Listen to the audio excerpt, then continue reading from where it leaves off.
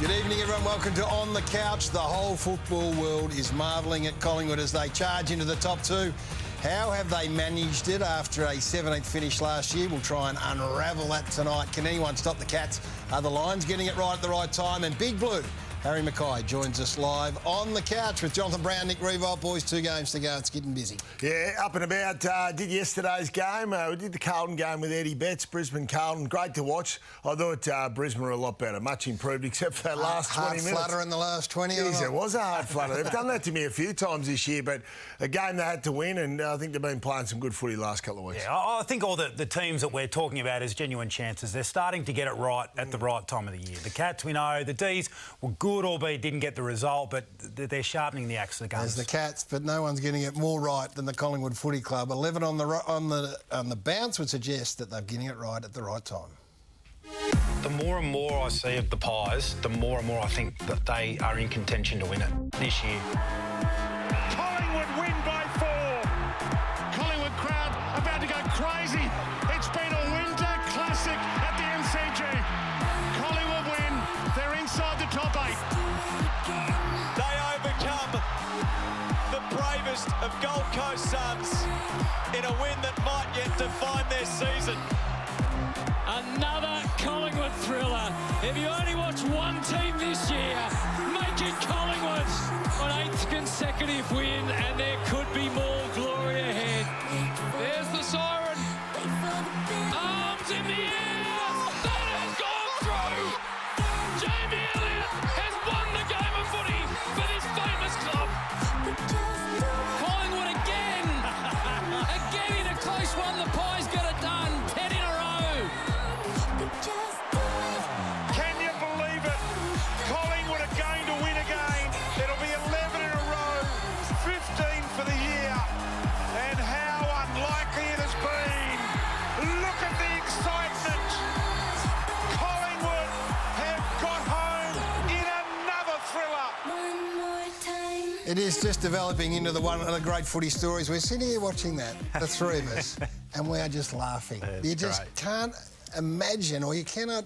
If you're writing a movie script, you'd say, look, you can do a couple of close ones, let's do maybe 6.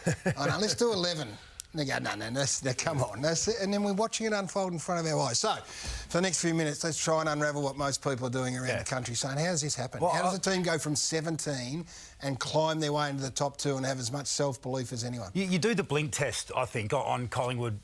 Call it a month ago or whatever, and you get caught up in the emotion and the close games and all of that. And you didn't. Think, July 4th, you said they could win. Well, and that's on the back of digging a little bit deeper and not just getting caught up in the fact that they were winning games, but the way they were actually getting it done. And to come from 17th, I think that's why we're all so captivated and scratching our head. I mean, is it too simplistic to say that they just had a down year last year? Oh, I think there's got to be more. There's got to be more layers to it than that. And we'll try and unpack as we go along. But, I mean, there are some different changes in the way they play, and then a new coach comes in and sweeps in, and, hey, maybe we're seeing the emergence of one of the great coaches now. They're way too early, but right now Craig McRae's riding this wave. I think they've garnered belief the last 2 weeks especially. I think coming out of that North Melbourne game, there was another game around that. I didn't think they were going that well. North Melbourne, who were really struggling, should have beaten them. But I think the last couple of weeks, their opponents and the way they've developed that belief, and then that kick after the siren by Jamie Elliott, and then to come out and beat Melbourne when I thought, oh no, Melbourne's fixed things up against Fremantle. Now you're starting to sort of almost push the percentage aside, because it's hard to look at the ladder. You go, hang on a minute, there's a misprint on the ladder. They're only 106% when Richmond's outside the top 8 and they're 114%, but it's more than that. Their game's starting to round off nicely. Melbourne fixing things up against Fremantle. They fixed things up against Collingwood in the first half. They had them right where they wanted. 41 inside 50s, For the Melbourne. 6th time this year, they've come from behind at three-quarter time. It took them 3 years to do that. In the last 3 years, 6 times they've come from behind at three-quarter time. They've done it this year. It looked like a 10-goal result at half-time, but if you didn't look at the scoreboard and you just looked at the numbers, the metrics that we look at to dictate who's going to win a game of footy. But I think for Collingwood, it's become a little bit self-fulfilling now, in that the belief has grown and grown. They get to close situations again. They've been there before, but the fact that the game is so well-rounded, I think, for them at the moment that regardless of what situation they find themselves in, the game's always going to be competitive, and it's built on the back of their defensive work. So, again, we'll talk about intangibles and spirit and belief, which I think are every bit as important as what we're seeing here. But this is game style here, right? This is a distinctive pattern in the way they played their footy, and everyone's picked up on it. You know, towards the end of the Buckley tenure, they were a bit stodgy and a bit slow and a bit sideways moving. With the footy, yeah. I think they've been open about it. The Collingwood hierarchy and the coaching staff been open that there is some Richmond influence there. Yeah. So we look at 2017 Richmond, we've done the comparisons, remarkably close to that game style. So there's no doubt to freed things out from an offensive point of view, Gaz. Yep. But I think defensively, their whole team system is starting to come together nicely. Personnel, they've always been very strong. The addition of Murphy there the last 10 or 11 weeks has been good.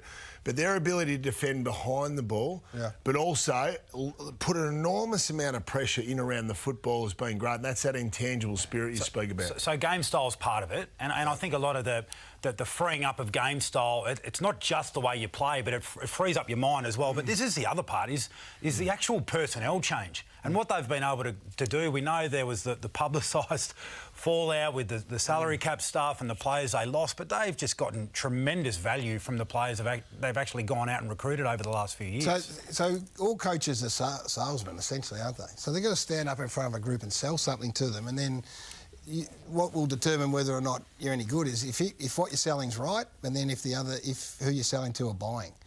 And that's what I see with this group. They just have bought whatever Craig McRae has put down on the table. That's a great skill as a coach in a short period of time to say, hey, irrespective of where we are in a game, we will keep attacking. I'm selling attacking to you, and they've bought it. They bought it from day one, and they bought it in the face of 22 points against Melbourne, 23 points against Melbourne in Queen's birthday. All of those, keep attacking against Essendon when the game's done. I sell attack, and you've bought it. And the other thing is, too, they've got a strong... one part of their team that's always been strong, really, is their defence. So I reckon he sold that on the back. Hey, we've got a gun defence. Yeah. Like I said, the addition of Murphy has certainly helped them, but they've had Moore, Howe, Maynard to start, just to name a few. So I reckon Fly behind the scenes will be saying, hey, boys, attack. If we do turn the ball over, it's OK. We've got a great system behind the ball, and our pressure at the source is magnificent. It's OK. Watch how selfless they just went then. Yeah. They just left and went,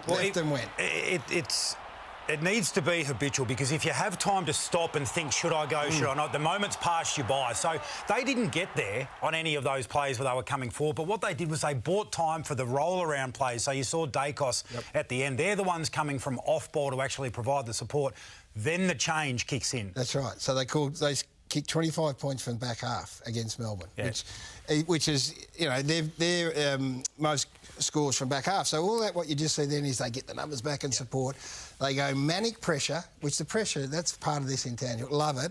And then they've got numbers to share, and then the willingness to, we attack now. Then they don't go sideways. Then you don't go slow, we go. They score 25 points. Have we underrated their fitness as well? They look like a rock-hard team, and they don't have many injuries, in fairness. Just talking to Bucks on Friday night, sitting on the couch with him, and he's running through a few of the elite runners when it comes to their endurance time trials and all that. So I think we've probably underrated that compared to, say, Melbourne. Absolutely. And you just got to give great effort. I love your buying and selling. I think when you've got players that have come in from unheralded backgrounds. Now, clearly, Dacos comes in as a high draft pick, and he's a star. But when you get guys that come in that are desperate, that haven't been a guaranteed walk-up start the whole way through from junior football, well, then you get players more inclined to buy what you're selling as a coach. And I reckon one player is Ash Johnson, that's come in and just looks at the level straight away. So how can you put a price on this? So this is the journey, right? He's playing from under-18s for 2 years, 14-15. Then he's not playing any real elite level until Samford for 2 years. And then he's at Collingwood, right? And this is what I loved about this. In the 5 games prior to him debuting, he kicked 3 goals. So he's playing VFL footy. They're watching him. He kicks 3 goals. That's not the form line that says, now I'm going to elevate you. But they know the kid. This is another coaching art. Look at him and go, Okay, 3 goals in 5. Yeah. I'm going to play him in the seniors. What? I think he's a senior player. I think he's an AFL player. He's not a VFL player. Don't show me what they can't do, show me what they can. And I reckon Ash Johnson looks like that sort of guy. I mean, he's a ripping-looking athlete, isn't he? Oh, beautiful, like He's very rangy, isn't he? I think the standards actually helped him because the ball movement, don't underrate that ball movement as well. What it does for the psyche of forwards. You know, I think it's helped Elliott, and I think it's helped Ginnivan just from a leading forward. Those boys get on the move more, but he looked fantastic and composed under pressure. We loved all of that. And then you got the De Goey whole debate, De Goey to stay, all that sort of stuff. Yep. But the buy-in, and we look like he's got buy-in. He looks as invested as he's ever been. We know what an offensive talent he is, ball in hand, he charges for it, all of that sort of stuff. But the defensive work is what stood out for me on Friday night against the D. So here's centre bounce, he's in. He's the first one back. So he's the first one back defensively to impact, to apply pressure. It was his highest rated pressure game of the year. Yep. Again, here he's in, he's on Oliver. So it's centre square bounce. We think of De Goey, we think Dustin Martin role. Yep. Charge forward, get on the end of it forward again. He's the first one back. He's the one that almost runs a bit of a wing pattern, and he's there defensively to impact. So you're looking for attitude and you're looking for effort from Jordan De Goey. We know we get it one way with the footy. He's showing it the other way as well. Fantastic. I think that, and these are the parts of the unravelling of Collingwood where you go, how come they doing this? Well, that is another big part of it. All this is great. So they got themselves into second position, and it's a journey that we have all loved and admired. At the same time, there's a side that also haven't lost for 11 weeks and are sitting on top of the ladder, and they just might be a side this year that might have too much for the whole competition, and this suggests why. This doesn't happen too often, boys, and I want you to simplify it. Number one for scoring chains in the comp, and number one for defending it. And people might go, well, OK, what does that mean? It's only been done twice in 20 years that a team has been number one. One of those times, Geelong won a grand final by 119 points. It's a pretty good pointer. It's a great pointer. They actually look at it, you're right about the... They just look perfect in every part of the game, don't they? It's just, it looked like it's hard to punch holes in them. When you compare them against Collingwood, and, you know, you can argue Melbourne should have been 6 goals up at half-time. They weren't, and Collingwood were good enough to get back into it. But we haven't really seen many holes in the Cats game. They've won 11 in a row as well. That tells you everything you need to know right there. It's the sort of stat that we could be looking back in 7 weeks' time thinking it was right in front of our face. In terms of how obvious it was that Geelong were going to go on. Now, we know it doesn't always play out like that. Richmond in 2019... 2018 were a classic example of a side that we all thought they're just going to march their way through, but they don't have a hole in their game at the moment. So philosophically, then I reckon that is really significant. So you've got a kid that's playing in their back group that is part of this, being the hardest team in the comp to score against, who's week after week on the back of one game last year playing. So whoever they play, you go to King, you go to Dixon, you go to whoever it is, and then you've got this phenom in Nick Dacos, who's playing halfback, who, is having a season there. We sit there and go, how do you measure that up? And I'm not even talking about NAB Rising Star. That'll sort itself out, and whoever's the winner will be worthy, and whoever's the runner-up's going to have a career for the ages. But how do you compare those two roles? Well, we're always going to be supporting key position players. I will say something about Dacos. He's done more than be a half-backer. He's gone and played on the wing, been injected in the midfield late in games, and has helped Collingwood turn that around. But no one's talking him down. Absolutely. So what Sam did, and we all think... Well, I think get Dacos to win the Rising Star. However, what De Koning has been able to do to play on those top forwards in the elite key forwards in the competition has been sensational. And to be given that task week in, week out, that's an enormous confidence boost from Chris Scott. They've had some injuries back there as well. But his ability to read the football, still have an impact aerially and still shut down his opponent has been the most impressive for me. I've done a few live games of Geelong and you actually watch his composure, his ability to keep his eye on the football and his opponent is remarkable. When you think young defenders, they're so worried about their man. So in answer to your question, Gary, how do you whack them up against each other? I think the only way you could answer it is if you would go and recruit a player that you knew could go to the opposition's best key forward and shut him down every week and intercept, or a player playing that half-back role that's who the could be the best architect midfielder for the team, or who could be the team's best midfielder. What do you choose? I think, Jack, what do you choose? I mean, we are, as football pundits, we are the spoilt ones this year, and we get to watch these two kids roll around. It's awesome. And the fact that we're going to have a rising star winner, one of these two boys, from the top two teams at the moment is so much better than, I think, someone racking up 30 in a bottom side. So it's been a great spectacle. Is Dacos, though, do we think he's probably a generational talent? Yeah. Whereas I think we've seen so many good young key position players come through of late. Maybe De Koning's getting lost in the mix a little bit. Well, just for everyone's sake, he's 204 centimetres. There's a kid that debuted on the weekend for the Western Bulldogs. He's 208 Looked handy, and growing as a key back. What's the world coming to here? And that's one end of the ground. The other end of the ground is this forward stuff, is the way that A, you move the footy, and then B, what you do when you got the footy and you're going inside. This team is the best in the comp at it, I reckon. And they're just... Why? It's a combination of they've got forwards who are smart, who know where to lead. I think when you got Hawkins and Cameron, they demand that the people with the footy get value. Yeah. Like if you're not kicking at the right spot, or if you're not moving in the right spot, or the kick's not right, they're not going to blast you.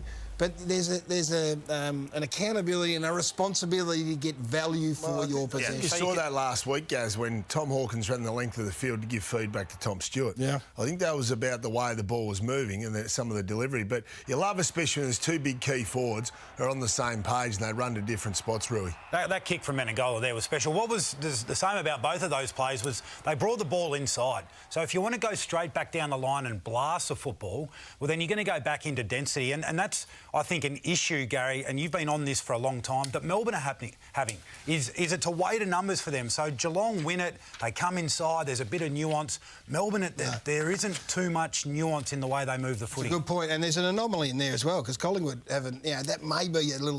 That might be the little chink. Going forward, it might be a bit of a chink, and the Dockers as well. But so you see that from Geelong, you see the, as you say, nuance, change angle. There was a kick on the weekend where Cripps squared a footy late in the game. It just occurred to him, you can't keep going back down the line. And when you've got a forward line that needs you to be smart, and Fritsch and, they're not big monsters, they need you to be smart, then Melbourne are continuing to fail at this. And these are examples where if you want to win a premiership, you've got to get this right. You've got to get it right quickly. We keep talking it week after week after week, but have a look at some of this stuff. It was on display in that first 15 minutes of the second quarter, wasn't it, Gaz? I think at one stage it was 12-1, the inside 50 count, repeat entries, and hardly any of them actually hit a Melbourne teammate in there. And there's just so many other options there that you just wonder what the direction is, Gaz, going into the games. Obviously, that's a skill execution, but there seems to be better options available than the ones they are taking. This might be the example which asks the question that you're talking about. Yeah. Is you've got generational midfield talent right now. They're going to give you a look. Look at what's on offer here for these blokes. So you've got them everywhere. And as this unfolds, Collingwood are folding back, and then you go to an outnumber at the top of the square against a team who have taken the fewest contested marks in the comp. Yeah, so some players have it, Gaz, and some players don't. The ability with ball in hand to really value putting it on a teammate's chest, or in at least the best situation for them to win it. Other players don't, and other players blast the ball. And Did they have it last year, though? I think it was better. I think it was a bit better. Well, it was clearly a lot better. Yeah. And got to get, so give it to Charlie Spargo is the bottom line. If you're a Melbourne supporter, every time he gets it, you go, thank God for that, because he's number one in the comp. So they did have it last year, because that number last year, so they're 18th this year. I don't know if, can you win it with that sort of number? Richmond's 3 premierships, they were either 1, 2 or 3 in that number. And Melbourne last year were 5th. Yeah, and they're 18th, right? They're capable. Yeah. So there you go. Then this is only Spargo and Viney are above league average with ball use inside 50, and Spargo's number 1. So that's the problem for them, and they've got to get it sorted. Well, simple answer is you can't win it unless they sort it out. Simple as that, isn't it? I sat down and watched Brisbane on yesterday. I've not been sold completely on them. That pressure they brought, the heat and pressure they brought, and Carlton failed the test, was as good as I've seen from them for a long, long time. Well, the narrative all week's been there's a lot of positives out of that loss to Richmond at the MCG. So I think they came in with great confidence from their coach, and I think this is what he impressed upon them, and they did that. They brought the heat early, and you could argue Carlton made some horrible unforced errors, but I think that was perceived pressure because Brisbane's pressure and heat was just so good early, Rui. Yeah, and the other part of the game where they have been struggling is the ball movement side of things as well, and that was back on the weekend. They just looked far more assertive with the footy, more sure of themselves is the way I would put it. Yeah, well, there's good signs in the first half against Richmond, wasn't there? But they just sort of probably lost a bit of confidence. But it was on display again, which was good to see, because I think this is when the Lions are up and about and playing their best football. You know, they're able to move the ball from one end of the ground to the other, which was very impressive. I mean, all parts, they were ticking all parts, and I know it came a bit unravelled a little bit towards the end, but they did it without really dominant key forwards. Hipwood was OK. But again, McStay was better, Gaz. He had 2 goals in 6 weeks. He kicked 4 goals, 16 disposals, so I thought that was better. Yeah, he needs to, because he's probably feeling the pressure of the contract situation and the talk. Where Brisbane needs to be better, he's still understanding the time of the game. Game management, 57 points up, coming out of three-quarter time. This is not a game, this is not a time of the game, Gaz, where you need to go for these millionaire kicks. So just play the percentages here. So Lachie Neale had a brilliant game. He fed off Oscar McInerney all day long, but this is not a time when you need to go back into the corridor. Take the easy option. Take it out wide. If it gets knocked out of bounds, well, so be it. Look at the clock there. Yeah. So Carlton go on to kick the next 6 goals and give them a sniff, and all of a sudden there were some hard flutters late in that last quarter. Yeah, no, that's a good point. So that's the learning to come out of it. But the good news for Brisbane supporters, I think, is that footy stacks up at finals level. And for Carlton supporters, you got a great test, and they failed it. Maybe they get another opportunity. Well, they do. Saturday night they get it against Melbourne at the MCG. What do we make of the Port Adelaide situation and the statement put out by David Koch, the president of the footy club? I'll read it. The worst finish yet, we know that, in the last 10 years. This is after Ken has been constantly backed in. Yeah, supported and said that he's got the whole group decision. Every single person's role will be assessed at the end of the year. So no, you haven't got your job next year, because we're going to assess every single role. We're not afraid, then he says, to make change. We'll be making the hard decisions at the end of the year across the entire program to make us better next year. Not a statement you want to hear as a coach. No way. And it appears to fly in the face of what we've been told as recently as a month, 6 weeks ago. Yeah. Where Ken Hinkley was backed in to see out the rest of his contract. So would he be looking at Collingwood, David Koch, and going, because I haven't even thought about it. So they keep saying, Kenny's right. Yeah. So I go, OK, and then I read that and I go, OK, they're looking at Collingwood and thinking, look what they've done on the back of change. Maybe. Bucks was out of contract though, wasn't he? Whereas No, but I'm saying Bucks went for another year, which Kenny's got another year, and halfway through it they said, well, when you're at a club for a decade, maybe that's not the silliest thing. I mean, that's not a reflection on Ken as a coach. I think we all agree Ken's a brilliant footy coach. A super coach. That just might mean that he does it somewhere else. Exactly. And it's a fresh voice. So they've got to ask themselves, can Kenny take us somewhere next year that we weren't able to this year? Is there an advantage of the change that we've seen? But he's got a year to go. We would be naive not to think that Ken had already asked himself that question. And I think Ken's felt, and rightfully so, pretty secure given the support he's been given through the year. If Ken wants to stay, there's a simple answer: soft cap.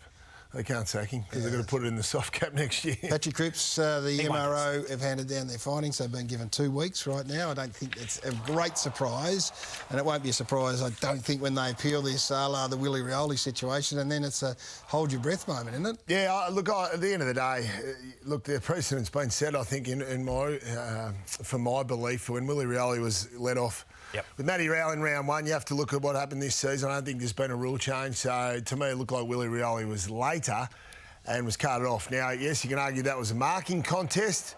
However, it was an aerial contest. One was in play, one was a marking contest. They're both scenarios where the players had to leave the ground.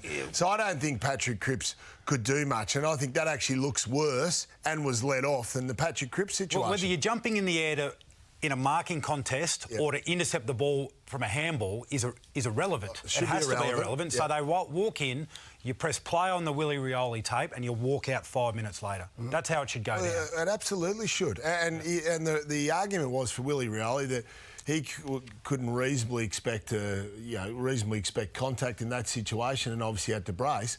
Well, so could Patrick Cripps. So I'm just not sure, Gaz, how you can turn this around on precedent. You think differently. Well, I do. But just based on precedent, though, Gaz. Play Melbourne this week. So